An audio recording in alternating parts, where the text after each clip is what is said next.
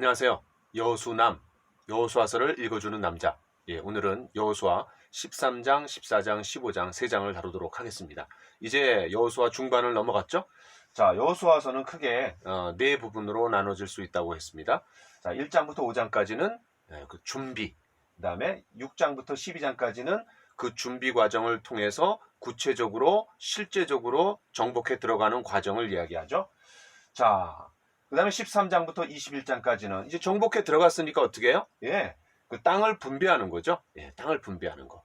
자, 여러분, 우리가 이제 창세기, 출애굽기, 레위기, 민수기, 신명기, 여호수아 이 6개의 책인데, 여러분, 이 6개의 책이 하나의 어떤 흐름으로 묶여져 있어요. 그게 뭐냐면 그 조상들에게 땅과 자손에 대한 하나님께서 언약을 주셨고, 그것이 계속해서 그 조상 대대로 전수됐어요. 다시 말해서 땅은 뭐예요? 국토. 그 다음에 자손은 뭐예요? 국민. 그 다음에 이제 국권. 다시 말해서 하나님이 이 적과 꿀이 흐르는 가나안 땅에다가 당신이 통치하시는 하나님의 나라를 이루기를 원하셨다는 거예요. 그래서 온 세상 열방에게 봐라, 나의 통치를 받는 나라가 어떻게 사느냐. 그들이 대한 공동체고 대조사회가 돼서 열방으로부터 관심을 끌고 매력을 풍겨서 하나님께로 돌아올 수 있는 그런 다리 역할을 하라는 거죠. 제사장 나라 역할을 하라는 거죠. 자, 그렇기 때문에 이 6개의 책은 하나의 흐름으로 묶여져 있어요. 땅과 자손에 대한 언약, 약속. 그런데 그러면 여호수아의 그런 여호수아라는 책의 중요성이 뭘까요? 그런 땅과 자손에 대한 하나님의 약속이 성취되는 책. 다시 말해서 앞에 있는 5권의 책의 결론 부분이다 라고 해도 과언이 아닌 거죠. 그런 흐름으로 이 6개의 책을 여러분들이 이해하시면 아주 좋겠습니다. 자, 그 다음에 6장부터 12장까지 정복전쟁이 일어났는데 중부 지역을 차지하고 그 다음에 남부 지역, 그 다음에 북부 지역. 여러분, 그 중부 지역을 들어갈 때 기브온 족속에 대해서 반기브온 동맹을 이루었어요. 5개 나라가. 그래서 이제 이 여호수아의 군대가 쳐부시게 되는데, 또 북부 지역에서는 하솔이라는 나라의 야빈, 그 야빈이라는 왕이 또 연합작전을 구축해 갖고 이제 또 이스라엘을 대항했어요. 어쨌든 양쪽의 그런 연합군을 격파했어요. 이게 뭘 얘기해 주냐면 그 당시 가나안 땅에 있는 여러 도시 국가들의 군사 동맹을 격파해 놨기 때문에 주도권을 줬다라는 거죠. 이스라엘이. 그래서 다 차지한 게 아니라 주도권을 줬기 때문에 이제 땅을 분배했을 때 각각의 지파가 각계 격파가 가능한 그런 상황이 된 거예요. 자, 그게 이제 이런 그 배경입니다. 자, 그런 거를 깔고 여러분들이 13장부터 21장까지를 보면 좋을 것 같아요. 이제 또 하나 제가 강조하고 싶은 거는 이 13장부터 21장까지 이제 각각의 지파에게 제비를 뽑아갖고 하나님이 땅을 분배해 주시는데, 제비를 뽑았다는 건 뭐예요? 하나님이 주셨다는 거죠. 하나님의 선물로 주셨다는, 하나님께서 거주지를 경계를 정해 주셨다라는 거예요. 자, 그런데 나중에 이스라엘 백성들의 가장 중요한 지파, 2지파가 누구냐면 남쪽 유다 나라를 대표하는 유다 지파, 그 다음에 북쪽 이스라엘을 대표하는 에브라임이에요. 그래서 요 13장부터 21장까지 각 지파마다 땅이 분배되는데 특별히 유다 지파와 에브라임 지파가 그런 주인공이다라는 걸 여러분 생각하고 읽어가시면 도움이 될 것 같아요. 자, 그러면 이제 13장, 14장, 15장 본격적으로 들어갈 텐데, 여러분 13장은 땅이 9지파 반에게 땅을 분배해라. 왜냐하면 이미 요단 동편에서 2지파 반이 땅을 분배받았기 때문에 9지파 반에게 땅을 분배해라. 이런 명령이 나와요.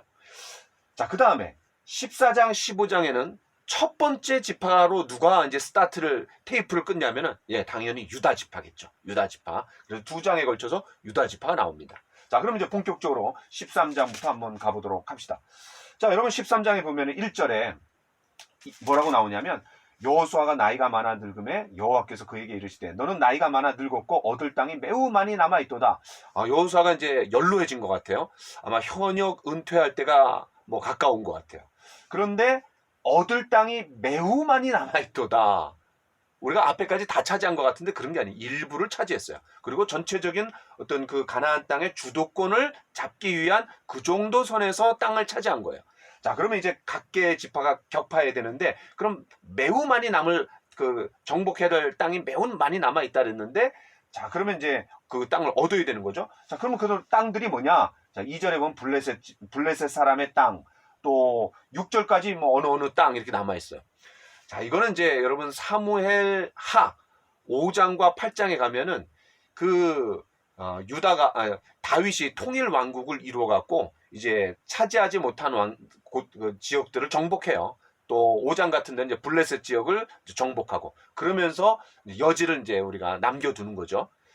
또 사사시대 때도 그 차지하지 못했던 땅들을 또 차지하는 과정도 있고, 또 차지하지 못했기 때문에 그것이 이스라엘의 어떤 옆구리의 가시가 되는, 올무가 되는 그런 내용도 우리가 좀 볼 수 있습니다. 어쨌든 한동안 차지하지 못한 땅들이 이스라엘과 공존해 간다라는 걸 여러분 좀 생각하시면 좋을 것 같아요. 자, 그 다음에 8절부터 14절까지 요단 동편의 두 지파 반이 어떤 지역을 차지했느냐, 이 이야기의 경계를 얘기해요. 자, 그럼 여러분 보시면 이제 그림에 나와 있는 것처럼 루벤 지파.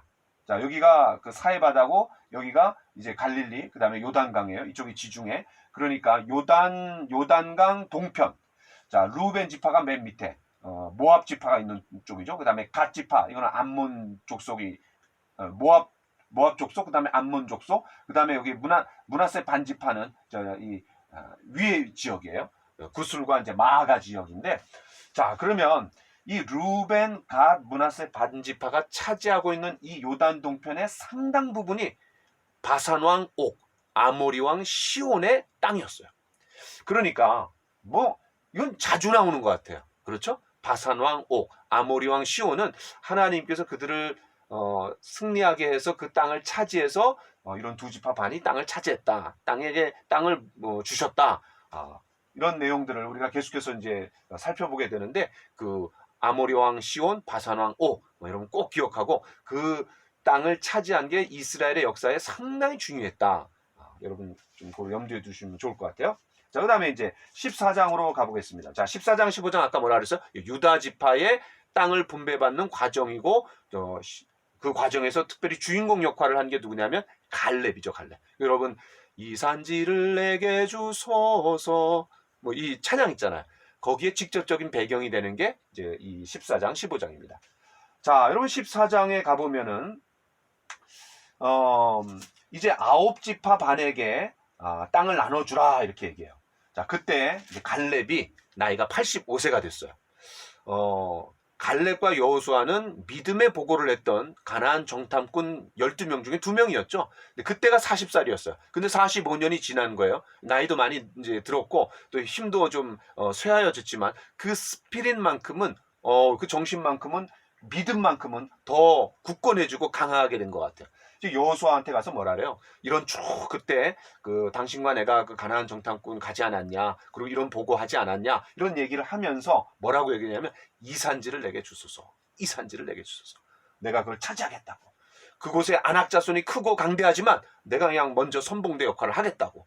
그러니까 당시에 이 가장 크고 강하고 정복하기 힘든 땅을 먼저 자기가 한번 가서 상대하겠다. 내가 직접 상대하겠다라고 하면서 본이 되는 거죠. 자, 이 지도자로서.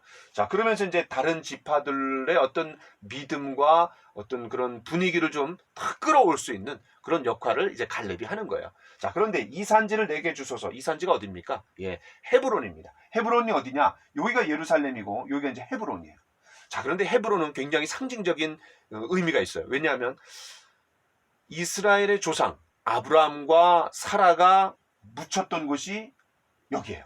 막벨락을 여러분 기억나시죠? 창세기에. 자, 여기에 이제 사라가 묻혔고 또 아브라함도 묻히고, 그 다음에 이삭과 리브가, 그 다음에 야곱과 레아, 이런 굵직한 이스라엘의 조상들이 묻혀 있는 장소가 바로 여기에요. 그래서 상당히 상징적인 의미가 있는 곳이죠. 어쨌든 이 헤브론을 중심으로 유다 땅에 이 지역을 달라고 하는 거예요.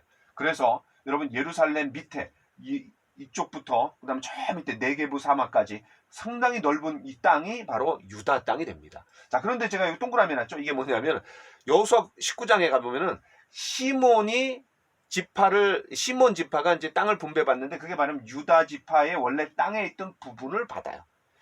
여러분 신명기 33장에 모세가 12지파를 축복하는 장면이 나오는데 거기에 시몬 지파가 빠져 있어요. 자, 그러면 그게 뭐냐? 유다 지파를 축복할 때 거기 시몬 지파도 들어있다라고 보는 거죠. 그리고 여호수아 19장에 실제로 이 유다 지파의 땅이 많기 때문에 이 시몬 지파는 그 유다 땅의 일부를 받았다, 이런 내용이 나와요. 자, 그래서 이 지역을 차지했다라는 걸 여러분 좀 염두에 주시면 좋을 것 같아요. 자, 그 다음에 이 헤브론을 이제 달라고 하는데 이 뭐라고 또 이제 얘기하냐면 이렇게 얘기해요. 그곳에는 아낙 사람이 있고 그 성읍들은 크고 견고할지라도 여호와께서 나와 함께 하시면 내가 여호와께서 말씀하신 대로 그들을 쫓아내리다 하니. 그래서 아낙 자손은 그 가나안 정탐꾼 때도 10명의 정탐꾼이 불신앙의 보고를 하잖아요. 그런데 그 아낙 자손이 너무 크고 강대하기 때문에 거인과 같기 때문에 그들이 보기에 우리는 메뚜기에 불과하다, 이렇게 얘기해요. 다시 말해서 크고 두려운 민족의 대명사가 아낙 자손이에요. 또 실제로 이제 모압 평지에서 그 가나안 땅 정복을 위해 정신 교육을 시키고 이제 준비시킬 때 모세가 이렇게 얘기해요. 야, 아낙 자손이 그렇게 크다며, 그렇게 강하다며 누가 아낙 자손을 이길 수 있느냐라고 사람들이 이야기하는데, 야, 걱정하지 마. 하나님이 다 너희들에게 선물해 주실 거야. 일체 걱정하지 마. 라고 얘기하면서 하나의 그 당시에 아낙 자손 하면은 하나의 대명사, 두려움의 대명사, 크고 강대한 민족의 대명사처럼, 그렇게 하나의 속담처럼 관용구처럼 그렇게 불렸어요. 그런데 그 지역을 갈렙이 차지하겠다라는 거죠.